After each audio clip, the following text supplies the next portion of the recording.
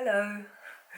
A few weeks ago, my friend Dave Strudwick sent me an email with a draft of a blog post that he's going to publish. And Dave is a friend of mine from the UK. He's an amazing teacher and learner himself as a human being. And in this blog post, he talks about what the global pandemic, but also his life, has taught him about how learning and living works, or good learning and good living works. And he summarizes his thinking under the three words to wonder, to act, and to grow. And in his email, he asked me if I could maybe visually react to some of this. And we've been talking about this kind of ping-ponging ideas and images for a while now. So this is what I'm going to do now. I'm going to show you how I first started with some sketches or just really scribbles in my sketchbook, and there will be a lot of iPad drawing, and all in all this is actually something I'm going to show Dave, and it's going to be a start of a visual conversation which might end up in an image that will accompany his writing on his blog. So let's see what happens, and enjoy. So this is the email I received from Dave. It's explaining his thinking about the future of himself, of his teaching and things, and it introduces this concept of the three steps of wonder, act, and grow. And I'll get into that a bit later. I read the email and reacted directly in my notebook, as I would always do. I just have it lying next to me. I thought about the stuff and came up with some ideas around images and circular structure, and then I moved on to a piece of paper, as you can see here, and I tried to brainstorm some visuals that would fit with those steps of wondering, acting, and growing. And then I sketched out one of the this kind of hand thing ideas that would maybe work. After that, I moved to the iPad. I haven't really settled on a proper app on the iPad yet. This is Procreate, so it's a pixel-based drawing, and I quite like this kind of pencil based drawing. I sketched it out there, and then I think I kind of just went back to what I usually do, which is using Affinity Designer. As you can see here, and you can see myself very much in that footage as well. So Affinity Designer obviously is allows me to create vector-based illustrations, and I use them. I hack them a little bit, so I don't make a proper vector illustration. I basically paint as if I was using a pixel brush. And I explored this yellow moon person in one of the artboards. I'm going to show Dave the different things that came out, because this is basically the start of almost a visual conversation that we're going to have around his concept, and I'm going to see how he responds to the different ideas that I have. So after doing this, I'm going to now do some live drawing, and I might speed it up. So what I'm doing here is I'm creating a new artboard that I'm going to use today, and what I want to do is I'm going to draw something that looks a little bit like in the colored paper sketch that I made with the head hand, the reddish kind of thing, and I'm going to try to make that as a digital drawing. Now, in general, I think you might need to know that I'm not a graphic designer in that sense. I haven't studied graphic design. I just love to sketch and draw all the time, and I've somehow self-taught myself some way of doing that. I'm generally very bad at responding to briefs, so I don't in my freelance business work that I do, I don't often create how do you say that, like commissioned pieces. What I usually do is I have conversations with people. I run workshops and consultations, and I have visual dialogue, so I will often react with a drawing, and often in a live way, like a graphic recording or visual notes kind of way. But I do also love very much drawing on my iPad, so this is what I'm doing here. And because I'm somehow in this pandemic, crazy global phase that is going on, I've come to the point where I'm thinking I want to really allow myself to explore some of the things that I really love doing and just share them online with people. And by that, I hope to really encourage people to do the same. So this is something that nobody hired me to do. This is Dave kindly... oh, by the way, you can see me listening to a podcast here. It's a lovely podcast, actually. It's called The Creative Shift by Dan Blank, so I recommend listening to that. Okay, yeah, so what I was saying was that this is Dave sending me his blog post and just kind of having this little hint in there and saying, well, there could be a picture of you in here, and what about you spending some time visually responding to it? Yeah, and because I'm in that kind of mood of responding a little bit quicker to things, especially by not letting my self-doubt or my overthinking get in my way. I think this is really the vibe that I'm feeling, and I feel like this is something I struggle with, but I also, because I struggle with it, I think I could, even if I overcome it, I think others could as well. So I think by me sharing myself and the things I do with a little bit more courage than I have done in the past, I think that could help others. I don't really know how this will unfold, but that's exactly my point. I think the point is that I don't have a master plan, and I'm going to share things as they come along. I'm going to react to things. My 3 words really are to play and to be and to make. So I have a ton of ideas. And I've always had these ideas. As long as I can think, I've had all these ideas for little projects and experiments and stories and images and whatever. There's a lot that goes in my sketchbook as an idea of what I could be doing, and most of it is coming self-initiated from my head, but some of it, like this example, is sparked by conversations and interactions with other people, and somehow those are I don't want to. I was going to say that those are the nicer things, but it's not true actually. It doesn't matter, because with the ideas that come purely from inside of me, I always also feel like they are not actually only from inside of me. Yeah. So, okay, so what you're seeing here, by the way, that's a typical thing for me. So I've been listening to this podcast, and Jenny Blake is being interviewed by Dan, and she talks about this matrix that you can create to look at the different projects that you do and the types of work that you do, and to kind of rate them on the degree of ease and joy that they give you, the impact that they make, and the income that they generate. And by creating a matrix like that, you kind of inform yourself with regards to which direction to go, what to emphasize, and what to maybe let go. I thought that was nice. So that would be a typical thing that I put down in my notebook and then maybe refer to back later.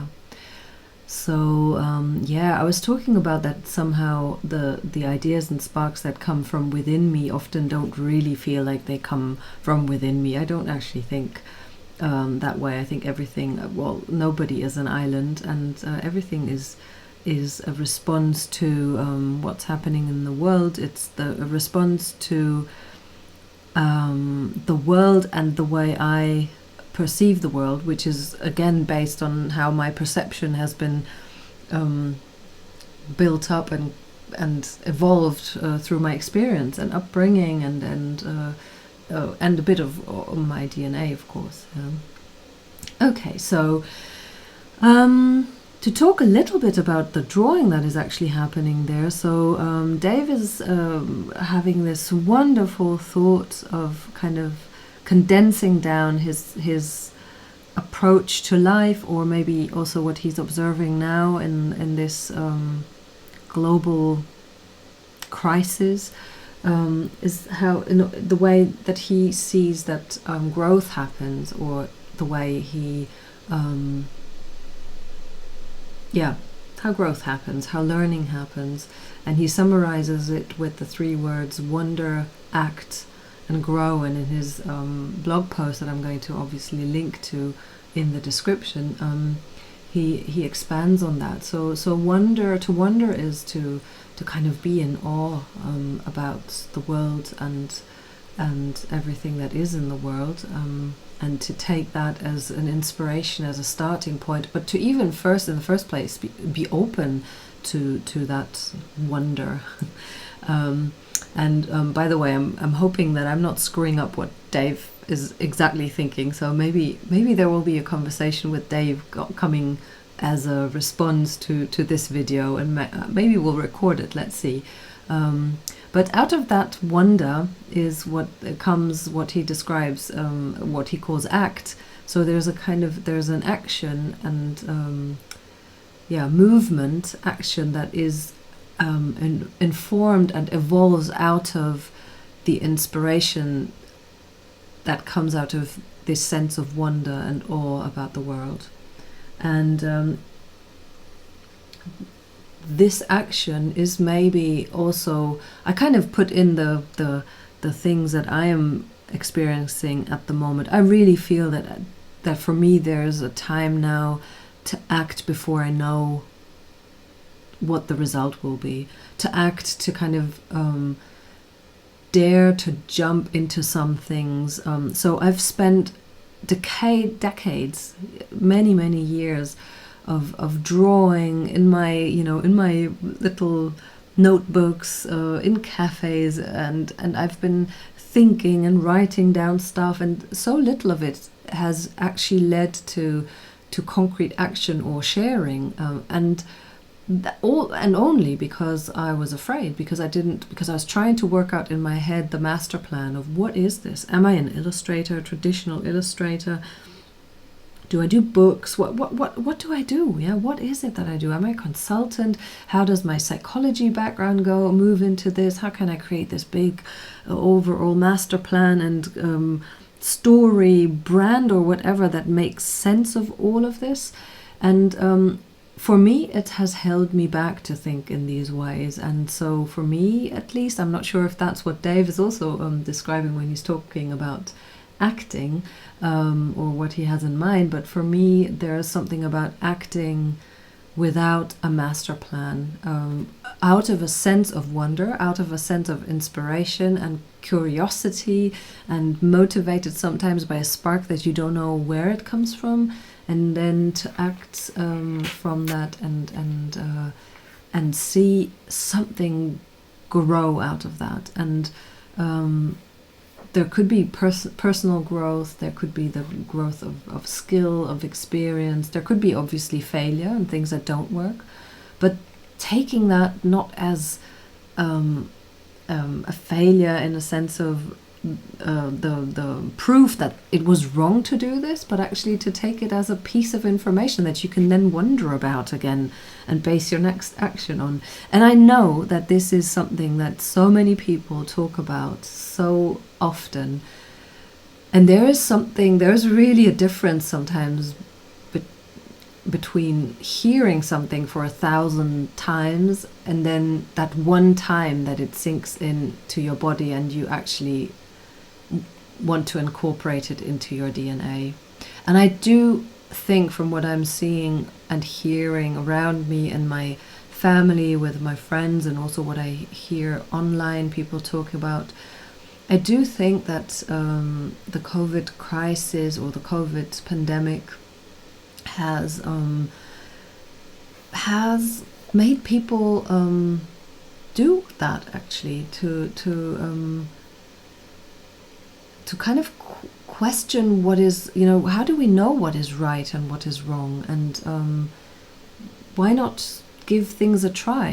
If the world can fall apart like that, not fall apart, but kind of come to a halt just like that, then it does mean that things aren't as set in stone as we might have thought before. And I think for me that's it's put me into I personally suffered quite a bit in the beginning, but in the end it's actually freeing me up a bit, I realize now, because I'm thinking, well, if things aren't that black and white, and it's not so clear what is right and what is wrong, and so maybe it's okay for me to have visual conversations with my friends and potter around with clay, or create something out of mirrors and magnets, or think about a word or something like that, and that's okay for me to share, and it's as valid as the things that I have done that seemingly were approved by generating income and giving, being a response to something that a client asked me to do. Yeah. So that's what this is all about. Yeah. I'm kind of in the video I'm placing the word grow in there now, and I'm kind of least confident with that grow part, so I have to have a chat with David about this. I find it a little bit visually not strong enough against the black sky and the red character, so it's a little bit too fiddly somehow,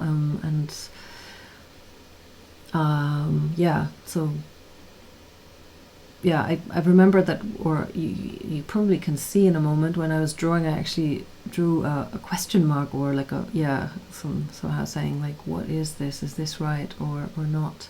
And then I started trying something else, I think that's where my camera died, and I didn't really realize. I remember. So before I try this other visual thing, what I'm doing here is why I really enjoy working vector based. So I was actually changing the stroke of that of the black sky, and that's one of really the nice things. It makes it easy for me to change colors in an image, or change textures and things like that. It does mean, however, that I have to group all my strokes into folders. I don't have to do that, but I found that if I don't do it, I lose control over all the brush strokes. So if I group them in folders, then it makes it easier for me to grab one part of the drawing and move it around or change it or something. Yeah, and so here you see the start of me trying something else to, rather than having these growing plants that come as growth, I've got this person, and I'm trying to somehow work out how I could symbolize a person growing, kind of flying off that hand. But this, in a short bit, was actually the moment where my camera died and I didn't notice. So it won't be long, and there will be a little jump in the video where it goes from this single figure to having all three, several figures finished already. I think that's now, exactly here. So here I've made this little orange person, and I'm experimenting with letting it fly off the hand. Then another version was of kind of one person growing into a larger and more textured person, a person with a new with new insides, a new inside, or new insights, however you want to see it. I gave this human being, some hair, and I'm not sure about that either. So I think this is something that's just open now. The whole drawing is open so far because I haven't even shown it to Dave yet. So we're going to have that conversation about this, and what I am so I'll probably make a video about that too, or actually then show at least what it ended up being in the end. And so now I think the only thing I'm doing here is exporting the different images that I've created as different variations to send them to Dave, and start our conversation. Okay, so I think this is it for now. My second YouTube video, me drawing, and I quite enjoyed doing this on camera, actually more than I would have expected. Okay, bye.